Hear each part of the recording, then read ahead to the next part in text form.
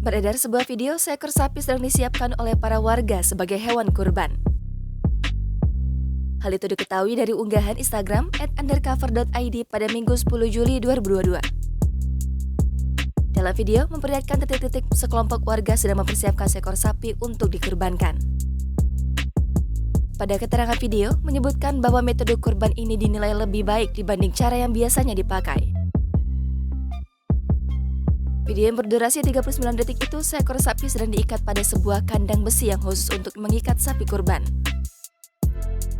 Ketika sapi tersebut selesai diikat, kandang itu pun digulingkan secara perlahan.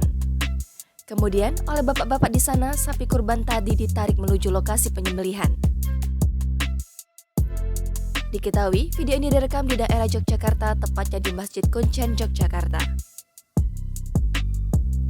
Video ini pun ramai ditanggapi oleh warganet.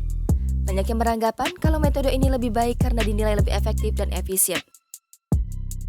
Sapi kurban pun tidak perlu digeret-geret secara paksa dan tidak akan membuat sapi kurban stres.